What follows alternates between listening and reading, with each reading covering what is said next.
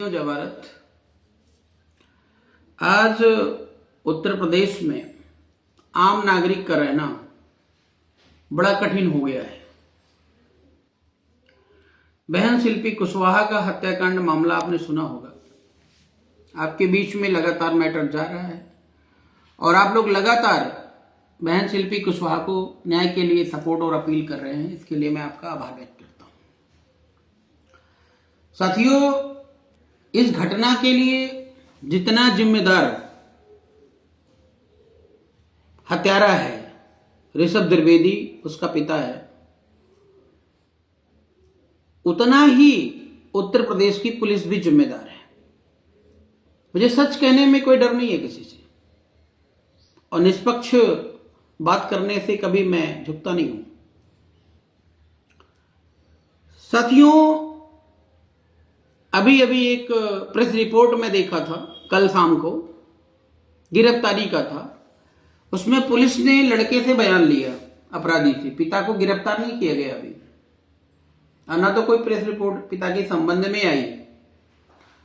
उसमें लिखा गया है कि लड़का बता रहा है कि प्रेम प्रसंग था, इसी संबंध में कहासुनी हो गई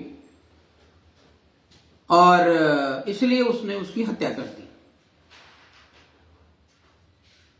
जबकि घर पे जाके हमने सारी चीजों का एनालिसिस किया, देखा, तो पता चला कि लड़की के पिता, लड़की, उसकी मां लगातार कम से कम 7-8 सालों से इस प्रताड़ना के शिकार हो रहे हैं। पुलिस में कंप्लेन जाती है, एफआईआर होता है। एफआईआर दर्ज कर लेना उचित कार्रवाई नहीं है। दर्ज करने के बाद भी ठंडे बस्ते में पड़ी रहती है, विवेचना होती है, रिपोर्ट लगती है, सब अपराधी के फेवर में लग जाती है। आज वही हो रहा है। सामाजिक रूप से शिल्पी कुशवाहा को जो है बेइज्जत किया जा रहा है स्थानीय पुलिस के माध्यम से।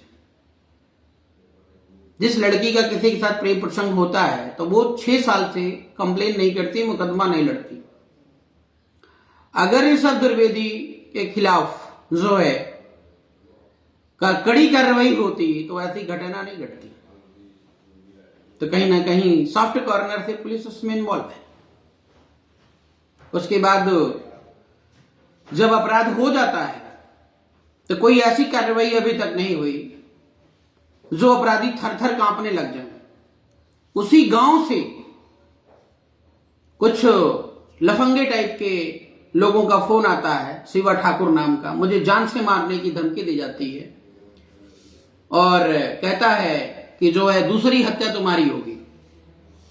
वीडियो बड़ा लंबा है, ऑडियो सामाजिक रूप से वो ठीक नहीं है, बहुत सारी बातें हुई हैं, इसलिए हमने उसको सीक्रेट रखा हुआ। समय आने पर वो चीज एक्सपोज हो जाएगी। योगी आदित्यनाथ जी के नाक के नीचे जो वो शिवा ठाकुर को बुरा लग गया था, नाक के नीचे ये सारा काम हो रहा है। मोदी जी, योगी जी इस देश को, इस प्रदेश को विश्वगुरु बनाना चाहते हैं। हालत ऐसी है कि पूरा का पूरा जंगल राज कायम है। उसके घर पे बुलडोजर चलता है तो बाथरूम तोड़ के आ जाता है। अभी मैं एक वीडियो देख रहा था, टीवी चैनल वाले ये बताने का प्रयास कर रहे थे कि योगी आदित्यनाथ जी आज भी उसी स्टाइल में काम कर रहे हैं जिस स्टाइल में वो जब मुख्यमंत्री बने थे तब कर रहे थे। साथियों, सारा जो न्याय करने का तौर तरीका था वो सब फीका पड़ गया है। कहने का मतलब क्या है कि उत्तर प्रदेश में पूरी तरह जंगल राज कायम है। अब पुलिस क्या करेगी? सॉफ्ट कॉर्नर से धीरे धीरे इसमें चार्जशीट अपने हिसाब से बना करके अपराधियों से ढेर सारे पैसे ले करके और मामले को शांत करेगी और उसको, उसके पिता को बचाने का पूरा प्रयास करेगी। साथियों, शिल्पी कुशवाहा को न्याय दिलाने के लिए मैं अकेला पर्याप्त नहीं हूं। मैं लड़ने, मरने, मिटने के लिए तैयार हूं, लेकिन शिल्पी कुशवाहा को न्याय दिलाना आप सबकी भी जिम्मेदारी है। आप सभी से विनम्र अपील है कि ज्यादा से ज्यादा सपोर्ट करें और 20 तारीख तक का हमने अल्टीमेटम दे रखा है। उसके बाद हम फैसला लेंगे कि जो है हम लोगों को क्या करना है। पीड़ित परिवार पूरी तरह साथ में है।